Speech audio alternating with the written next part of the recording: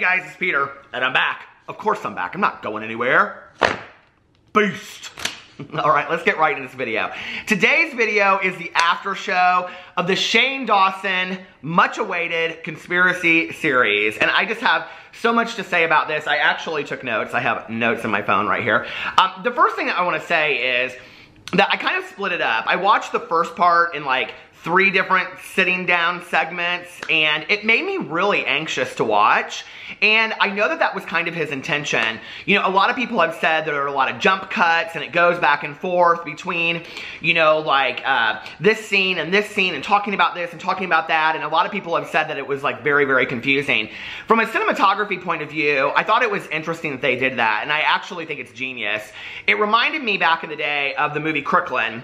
And, Spike Lee directed Crooklyn, and there are parts in the movie where he would bring in the camera and he would bring it back out because he wanted to make it very uncomfortable for the person that was watching it, to almost make you feel like you were there. And I think that that's what Andrew did, and Andrew and Shane together, when they were editing this video and when they were putting it together. I think they really wanted the viewer to feel, you know, spooked, to feel anxious while watching it, and I think they fully achieved that. And in fact, I have to say, you know, in watching Shane for a long time and watching all of his different series that he's put out in the last year and things like that, that this was by far, and not just because I'm obsessed with conspiracy theories, but this was by far my favorite series that he has done so far. I thought it was the most put together, the most cohesive. Not that the ones in the past haven't been. I just thought that this one was, you know, above and beyond the rest. And it just was so fantastic. So I'm so excited to review this video or review this series. And it was interesting. I forgot to bring it, but I have it over there. I started watching the second part. And if you've watched the second part, it like he starts it with like opening he's walking out of the kitchen and he opens like a root beer. And so I just stopped at the gas station last night before I started watching it. And I was like, I have to have a root beer to watch this. So I got a diet root beer. My conspiracy is that Shane Dawson is secretly sponsored by A&W because he made me want to drink a I keep on saying Dr. Pepper, root beer last night. So it's little hidden things like that that you wonder, Shane, what's really going on here? No.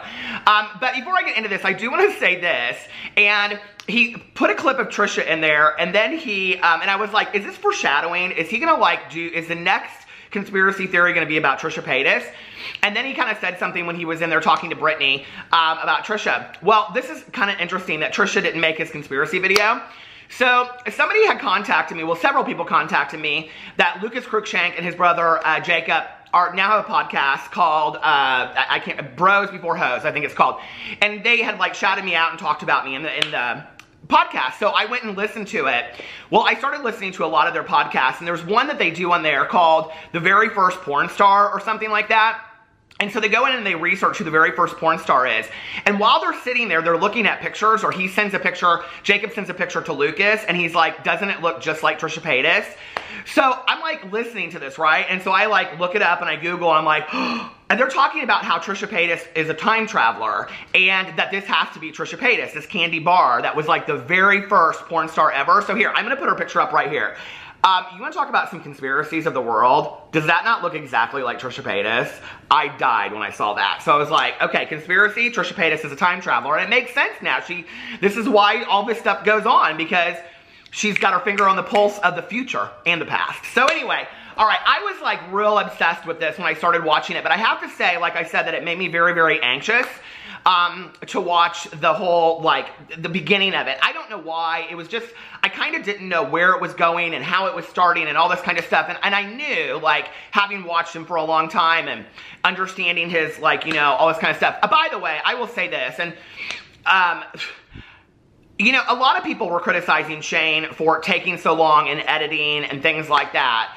You know, this is how I truly feel about this. You know, there are authors out there that have taken 10 to 20 years to put one book together, you know? There are poets that will spend their entire life over one piece of prose, and there are artists that spend their time, you know, putting together one painting and things like that. And, you know, I'm a believer that when you're a master at what you do, you take your time and you don't explain that to anybody. And it made me kind of sad when I was watching all this go down on social media that people were really giving Shane a hard time for just not getting it out and saying, you know, well, you have this, and, you know, like TV programs and movies, they have budgets and they have, well, TV shows and movies, they go past their time too. And, you know, it was interesting to me watching all of that, and I thought, he does this because he absolutely loves to do this, and yet people, you know, are attacking him because he's not getting it out on time. I would rather have a fully realized series by Shane Dawson than something half-assed because he felt forced to put it out. So I was extremely impressed with this series. Like, I loved it. So anyway, when I started watching it, and it was like, you know, the phone situation and the phone call with Garrett, I don't know that I really understood what was going on.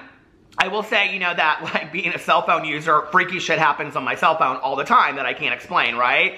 And this was literally on the heels of the whole thing that had happened with Apple and the FaceTime and all that kind of stuff. So I think it was very, very timely that it came out. And he had already, I'm sure, filmed that part before all of that stuff happened in the news, you know? But when all that stuff started happening, in the video, I was kind of like, okay, where is this whole thing going to be about that? And I knew it wasn't.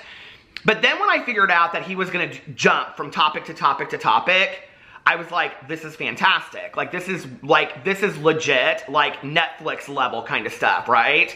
And I really don't understand why nobody at this point, you know, from Netflix or other places are, like, reaching out to him and saying, I mean, maybe they have, and I don't know that, you know, but, like, this is like, I mean, he talks about next level. This is like next level creativity. And, you know, it wasn't just a conspiracy theory. People begged him after he did his last two series. Like, I saw people in the comment sections being like, we want a conspiracy theory. Well, he brought it. He brought like 6, 8 conspiracies in one, and I thought it was fantastic. And I'm just going to talk about a couple of them that were my favorites. Okay, so the Chuck E. Cheese thing is really interesting to me. And since a lot of it is about the Chuck E. Cheese and the pizza and all this kind of stuff, if you haven't watched Shane's videos, go watch them first. I do not want to spoil it for anybody, but I will be talking about the conspiracies that he talks about in here. So, he has this theory that Chuck E. Cheese does not, like, cook their pizzas originally. Like, they go back and they piece pieces of the pizza back together that people haven't eaten. Okay, well, this is really strange, because my nephews love to go to Chuck E. Cheese. And so for every birthday, every family get together or whatever, we go to Chuck E. Cheese, okay? There's some spooky shit that goes on in Chuck E. Cheese, first of all. But when I was sitting there the last time, and I had just vlogged about this and stuff too. I mean, this specific part I didn't vlog, but I didn't feel very well. I was going through major tooth pain, and I was just sitting there, and I just was not feeling great. And I remember when they brought the pizzas out, and I even mentioned this to my husband, I was like, what is going on here with this pizza? Like, this pizza's weird. And it looked exactly like the picture. And Alex, my husband, was like, what are you talking about? I go, the pieces don't line up. Like, what's going on? And he goes, oh, it's probably just how they cut it in the back, you know, the back area. And I was like, oh yeah, probably. I didn't even think any more about it. Because I think the most average person, we wouldn't think about it, right? Well, not Shane Dawson. And he goes in there. And, you know, at the very end of I was going to say movie, at the very end of it is a documentary. It hands down is a documentary, okay? It is not just a YouTube video. It really isn't. And it deserves so many more accolades than that. But at the end of it, when he, like, is lining it up and he won't come out and say because, you know, he doesn't want whatever, like, that was so interesting to me. And I was like, what is, like, this is, like, major, like, this isn't just conspiracy, like, this is a big deal. You know, and then it made you wonder, if Chuck E. Cheese does it, well, who else is doing it, you know, with leftover food and things like that. Now, I mean, throughout my lifetime, I've had tons and tons and tons of friends of mine that worked, you know, in restaurants, and I can remember them talking about how, like, that's absolutely big time no, that all food is thrown away, you can't even give it away to, like, you know, homeless people and stuff like that. So, if that's what's going on, like, that's a bigger deal, allegedly. So anyway, I thought that whole part was really, really interesting. I did also think, like, the last time I was there, like, one of the things I noticed whenever I'm at Chuck E. Cheese, I don't know if you guys have ever noticed this, besides the fact that it's thousands screaming kids. Okay, 2 things. Number 1, why does it take the pizza so long to get made? Like, you could go to, like, Papa John's or Pizza Hut and it would take half the time. The pizza at Chuck E. Cheese takes forever. So it would make sense that this was going on, right? Because they would have to put, I don't know why they would do it unless it was just to save some money on some shitty pizza, which I don't understand anyway. The second thing was I was watching when Chucky will walk through the, like they'll do this thing like once an hour, when Chucky walks through like the whole restaurant. And the other thing I thought was interesting was that none of the kids caught on that Chucky's different each time. Like our Chucky was the last time that we were there. One time he was about 5'2", and the next time he was like 6'4". So like different people are wearing the costumes. But what was interesting the last time that we were there was I was watching, because I hadn't seen this before. I don't usually stay real long. Don't get mad at me. But I just don't, okay? You know, I go in, I make my appearance, I bring a birthday present, and then we're out. So anyway, but Chucky like walks through the whole, it's very like cult-like mentality. He walks through like the whole restaurant, and like all the kids follow him, and then they do this dance, and then he sits down, and the whole thing is just so Chucky can throw tickets at it, or at the kids. It's all like, and so the whole kind of like gambling thing was very interesting to me on there. You know, all these like, the whole idea is that they want to get a ticket. The other thing was funny was, my nephew, we just went there for his 3rd birthday. And, because of course he can't play any of these games because he doesn't understand what's going on. And at each thing he would like get one ticket. And I was like, why are they giving one ticket? Like this makes no sense, right? And when Shane talked about that on there, I mean, I'm not like, I don't understand the Chuck E. Cheeses of the world, okay?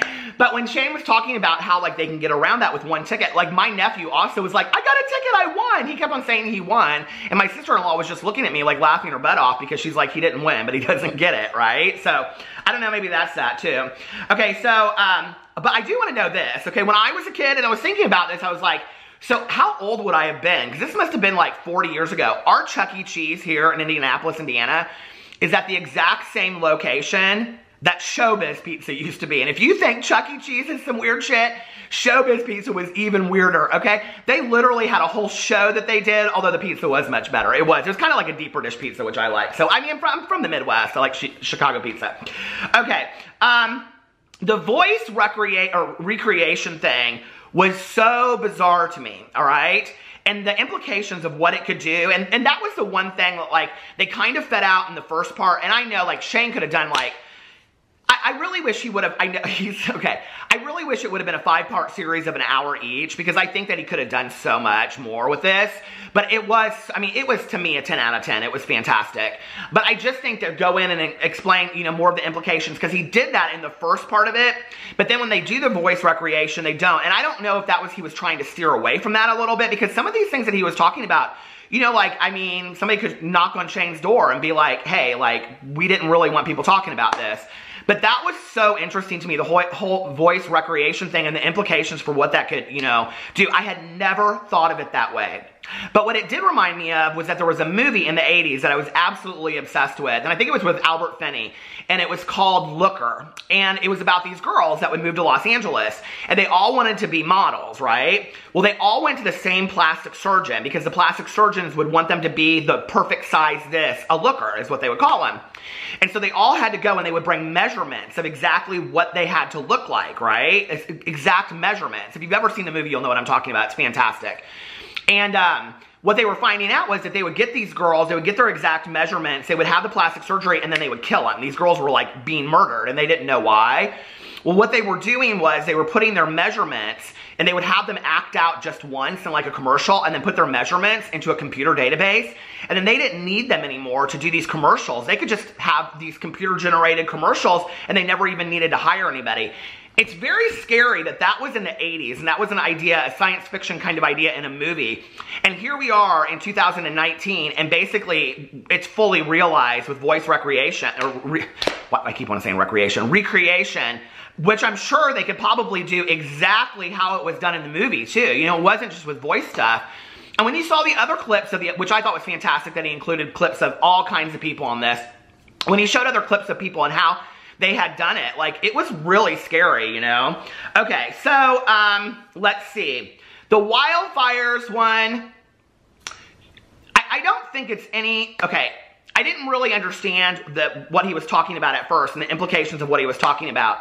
But basically what he was saying was that in our society, and I think to some degree, Shane wants the viewer, like, this is very smart, right? Shane wants the viewer to come up with their own assumptions. But basically what he was saying is we live in a world, okay, which is kind of scary, where allegedly, the government sometimes distracts us from what is really going on because if we knew what was really going on, it would scare us more. So for example, okay, you know, like big things that have happened in the past, like the whole Chick-fil-A not liking gay people thing. That was supposedly a distraction from the, you know, election and things like that. And, you know, there's been other things through time that have happened. Like if an alien ship just landed in the middle of nowhere, all of a sudden they would like do something to throw us off from seeing that. This has been alleged for a long, long time. This is not anything new. I listen to Coast AM on a regular basis. This is all the time. But I thought it was interesting when he was talking about the wildfires, and especially when he showed the campfire in Paradise, California, which that town was, I mean, you could see from the pictures and the videos that he showed, was absolutely leveled compared to what, I mean, people were really, like, their houses were devastated and things like that. But in comparison, like, and it makes you wonder then what was all of that about with like the nuclear site and stuff. I thought that was intriguing all of its own. I mean, this is where I really could see Shane getting like a 10-part series on Netflix and doing like 2 to 3 different conspiracies in each episode, or just one, you know, one conspiracy for each episode. And I just thought he did such a fantastic job on that. And the whole California wildfire thing is so devastating anyway, that I thought he handled it with such grace, the way that he handled it, and I was just really, really impressed with that. And he did put links and stuff underneath there for where you can donate money to the people that have been affected by that. Okay, let's see, what else do I want to talk about? Okay, I wanted to look up, I have not done this, has anybody else done this? Looked up to see if all the watch advertisements were at 10:10, the smiley face thing. That was really interesting to me. Like, I had never noticed that before, ever. I should actually just look it up right now while I'm sitting here. Let's just see. Rolex, I'll just put in a Rolex watch and see what comes up. If it comes up 10:10, I will just be floored, because, yeah, look at that. 10:10, 10:10, 10:10. I mean, the ones I'm looking at, all 10:10. 10:10, 10:10, 10:10, 10:10. Oh my God, I mean, I never noticed that before. That is crazy. The subliminal images in the cartoons, okay, so this is kind of weird when I was watching this. I was not a kid that grew up on those cartoons. Now, here's a weird thing. My cousin Caroline and I, she's been in a lot of my videos, and I've talked about her a lot. We both have our fair share of addiction in our family history, and we also have our fair share of like mental health issues in our family history. But one thing that we both have in common, we've talked many times about this, is that we've never really felt suicidal. Like we've never, it's never been like a thought for us, you know? And we always thought that was strange, because I really don't ever meet somebody that hasn't said, well, maybe at once in my life I thought about it or whatever, you know? Even if it wasn't realistic, it went through their head. When I was watching this, it was so interesting to me, because I was thinking as I was growing up as a kid, like when I would watch movies on Saturday mornings, like my mother highly edited what we could watch. And, you know, I would watch like the after school specials where they turned like a book into a movie. I've talked about this on my vlog a lot. Or, you know, we would watch like Richie Rich or things like that. And, you know, Soul Train that came on at like 11 o'clock or noon, I think. And we would move all the furniture away, you know, and do Soul Train in the kitchen. But we never watched a lot of those cartoons that he's talking about in there. And it's interesting to me that, I don't know, like I was watching this and I was like, I think there could be a lot of truth to what he's talking about, especially when you talk about the developmental mind of a child, you know, and like what impresses them and things like that. You know, I have a friend of mine who, when his little brother was, I think we were like in high school when his brother was, I think I was like 13 or 14 when his brother was born. And like they would just always have the movie Vacation on in the background. I mean, always on in the background. Always, okay? And, you know, like, as he got older, like junior high, high school, he would always quote jokes from Vacation. Always. Like, it's his favorite movie of life, right? And I remember, like, thinking to myself, I wonder if that has any implication from just, like, watching that movie so much. So if you're watching cartoons where things are suggested to you, and I'm sure there's been research papers done on these topics. I mean, you know, like, just because it's in a conspiracy video doesn't mean that it hasn't been researched. I'm sure it has to have sometimes at some point been researched when we talk about, you know, like childhood development and things like that and what affects them. I'm sure cartoons have been, you know, evaluated. And I also wonder if you know, if the implications are that it's suggesting that to children as they grow older. What else are in these cartoons that are being suggested? Like, what else are we missing that we aren't seeing? So I thought that was very, very interesting. The cryogenic thing of Walt Disney, I've heard about that for years and years and years. the movie thing about putting the movie up there so it forced everything down floored me. I was like, there were so many little things in this documentary that I just was like, this is genius. Like, he really thought this out. Like, he thought every little thing out. You know, I think like the apple with the bite out of it, like when he did that and Garrett like freaked out and he was like, I was like, oh, that's kind of crazy. And then I was like, but that's also like the apple of life. Like, you know, it also means knowledge and things like that. So I think that that's, you know, what that's supposed to represent. Although who knows? Who knows? I'd like to see a whole documentary from him on the Illuminati. That's what I would like to see. But maybe he's afraid to touch it. Or maybe he's in the Illuminati. I don't know. You know, maybe him and Kris Jenner are like that. And they're like hanging out together in the Illuminati. The Brittany Taylor thing to me. Now, a lot of people are saying that they didn't feel like it belonged in this documentary. I think he did it for several different reasons. Okay, it wasn't necessarily a conspiracy theory.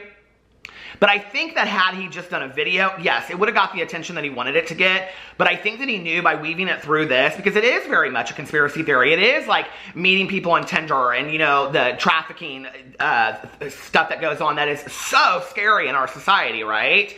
That I thought that the way that it was woven through the documentary was done so appropriately and so well. Plus, I just loved the emotion of it. At the very, very end, and listen, if you haven't seen it, okay, I don't want to ruin this for anybody, so stop my video now. I don't want to spoil it for you. But at the very, very end, you know, he had shadowed out his face, the guy's face, the whole time. And, you know, at the very end, when he said, you know, you don't screw with my friend, and so he took the thing away and he showed who the guy was, chills. Like, literal chills. I was like, oh my God, like this is where this is not just a conspiracy theory video. This is not just, you know, Shane getting on here and talking about conspiracies. This is about who he is as a person. This is about Shane's personality. This is about his emotion. This is about who he is deep down, threaded through all this, and I loved it. I also want to say, I do not think, I mean, obviously Andrew is such a huge part of this, and I think that he deserves all the accolades as well. But I don't think that this documentary would have been the same without Garrett, Rylan, and Morgan. I thought it was fantastic. And like I said in a video recently, or maybe it was a vlog, I don't know, but I really like seeing them all together. It's almost kind of like watching a TV show. You know, it doesn't feel like a vlog group to me or a vlog. It doesn't feel like that to me. It feels like a sitcom, like all of them sitting together, and I love that. And I think they work so well together. And in this video especially, I don't know, it layered on top of each other, just, you know, how they are with each other and all this kind of stuff. And I can't wait to see more. I think this is probably what we're going to see from Shane in the future, is maybe 1, 2 videos, you know, longer series put out every 3 to 4 months. And I'm okay with that. I mean, it makes me sad because I love to see more of Shane's stuff, but I don't think people will unsubscribe. I think people will wait around and see what he has to put out next. And quite frankly, I would rather see a really long series like this every 2 months or 3 months than him put out daily videos and not be happy doing it and whatever. And I think at the end of the day, when you're creating something, you have to be really happy with what you're doing and be, you know, there for the journey. And I think that's what he's showing us. And I think he's stepping up the next level. And I'm just, I couldn't be happier for you, Shane. I'm so impressed with this and I loved every bit of it. If you guys have watched it, let me know what you think in the comment section below. I love you and I will see you tomorrow. Bye.